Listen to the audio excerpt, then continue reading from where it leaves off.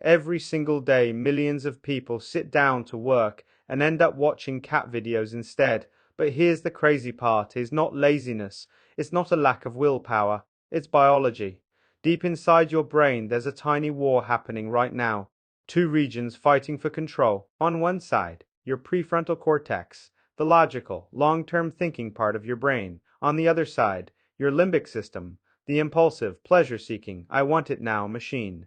And here's the problem. Your limbic system is faster. It reacts in milliseconds. Your logic, that takes seconds. So, when you open your laptop to write that report, your limbic system screams, "This is hard, let's do something easy." And just like that, you're scrolling Instagram, not because you're weak, because your brain is literally wired for survival. See, thousands of years ago, this system kept us alive. Eat now, rest now, because tomorrow might not come. But today, that same survival instinct is destroying your productivity, your goals, and your dreams. So how do you beat it? How do you trick a brain that's been evolving for millions of years? It's called the 5-minute rule. Tell yourself, I'll only do this for 5 minutes. That's it. Because your limbic system hates starting. But once you starting, it shuts up. The momentum takes over. And here's the second trick. Make the consequences real.